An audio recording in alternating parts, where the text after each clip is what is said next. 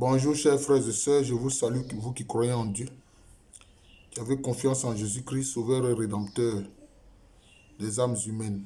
Alors cette vidéo-là, je l'intitule Exercice avec le crucifix.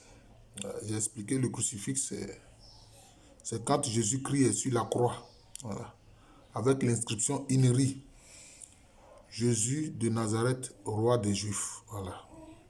Voilà. Alors on peut faire un exercice très simple avec, qui paraît simple, mais bon.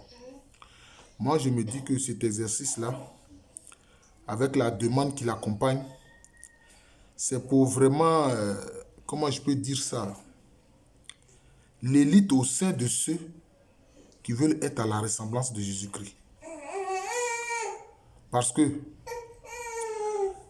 avec le crucifix, vous regardez le crucifix, donc Jésus-Christ est sur la croix, Jésus est sur la croix, et puis, vous demandez à être à la ressemblance de Jésus-Christ sur la croix, c'est-à-dire Jésus-Christ souffrant, le Christ souffrant.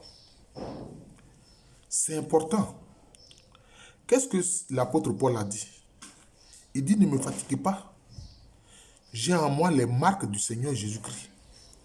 Je porte dans mon corps, dans ma chair, les marques du Seigneur Jésus-Christ. C'est pour ça que je dis que ça concerne ceux qui sont des élites. Les élites. Quant à ceux qui veulent être à la ressemblance de Jésus-Christ. Est-ce que vous oseriez faire cela? Hein? Et c'est ainsi qu'on a vu certains saints être marqués par les marques de Jésus-Christ. C'est comme ça. Ils ont reçu les stigmates, ce qu'on appelle les stigmates du Seigneur Jésus-Christ. Je ne parle pas des névrosés et de ceux qui doivent passer dans la main des psychanalystes ou bien des psychiatres. Je ne parle pas de ceux-là. Dans l'histoire de l'Église, il y a eu des gens comme ça. Je veux parler d'abord de Saint François d'Assise, qui a reçu les marques du Seigneur Jésus-Christ dans sa chair. Je veux parler plus près de nous, de Saint Padre Pio, qui a vécu près de 50 ans avec les marques de Jésus-Christ dans sa chair. D'ailleurs, c'est peu avant son décès que ces marques-là ont disparu. Vous comprenez? Donc là, pour cet exercice-là, avec le crucifix, ben, si vous avez un crucifix, c'est bon. Vous le posez devant vous et vous regardez dans votre conscience, dans votre être intérieur, comment Jésus-Christ sur la croix, cloué sur la croix, avec ses mains transpercées, ses pieds transpercés, le sang qui coule, avec la couronne d'épines qui lacère son front et sa tête. Voilà. Et puis maintenant, la prière que vous faites par rapport à cela, qu'est-ce que vous allez dire? Vous pouvez faire plusieurs invocations. D'ailleurs, c'est ce qui a amené l'apôtre Paul à dire, ce n'est plus moi qui vis, c'est Christ qui vit en moi. Voilà. Mais ici, c'est le Christ souffrant. Le Christ souffrant. Alors vous direz, ce n'est plus moi qui vis, c'est Jésus-Christ qui vit en moi. Ce n'est plus moi qui vis, c'est Jésus-Christ qui vit en moi. Ce n'est plus moi qui vis, c'est Jésus-Christ qui vit en moi. Vous comprenez? Vous pourrez aussi dire que le Christ souffrant et moi, nous sommes un. Le Christ souffrant et moi, nous sommes un. Parce que c'est que les gens oublient. Ils aiment la gloire. Ils aiment la gloire. Mais Jésus ressuscité glorieux est passé par Jésus, le Christ souffrant. C'est ce que les gens oublient. C'est cela. Sans Christ souffrant, il n'y a pas de Christ glorieux. Sans Christ souffrant, il n'y a pas de Christ glorieux. Ça, il faut comprendre ça. C'est fondamental. Voilà.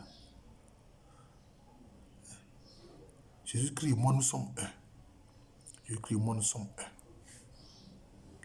Je suis un avec le Christ souffrant. Je suis un avec le Christ souffrant. Je suis un avec le Christ souffrant. C'est ça. C'est pour ça que j'ai dit que ceux qui osent aller jusqu'à cela, à cet exercice-là, qui osent demander cela, c'est l'élite au sein de ceux qui veulent être à la ressemblance du Seigneur Jésus-Christ. C'est l'élite. Voilà. Parce qu'eux, ils portent dans leur chair les marques de Jésus-Christ. Mais, vous pouvez compléter votre demande en disant que vous demandez à Dieu à ce que cela ne soit pas visible. Oui, il y a des gens pour qui cela n'a pas été visible. Pour Paul l'apôtre, ça n'était pas visible. Ce n'était pas visible. Donc, vous pouvez demander à voir les marques de Jésus-Christ, mais ce n'est pas visible. Maintenant, si lui-même il le veut, il peut faire en sorte que ce soit visible. Comme le cas de Saint François d'Assise, ou bien comme le cas de Saint Padre Pio, pour que ce soit visible. Mais, on peut demander à ce que ce ne soit pas visible aux yeux des êtres humains. Voilà. Ce n'est pas visible aux yeux des êtres humains, mais le Seigneur sait que tu portes dans ta chair ces marques. C'est comme ça. C'est comme ça. Voilà. Ce n'est plus moi qui vis. C'est Christ qui vit en moi. Porter dans sa chair les marques du Seigneur Jésus-Christ. Le Christ souffrant et moi, nous sommes un. Le Christ souffrant et moi, nous sommes un. Le Christ souffrant et moi, nous sommes un.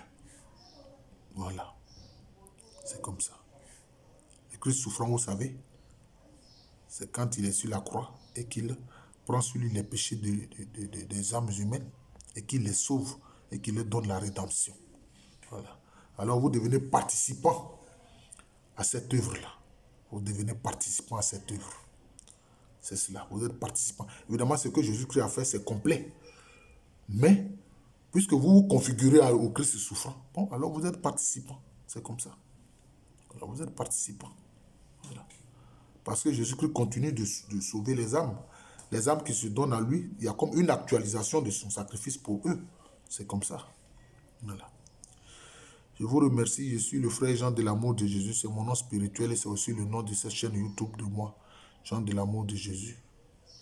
À l'état civil, je suis le professeur Aloukwame René. Je vous souhaite une très bonne journée.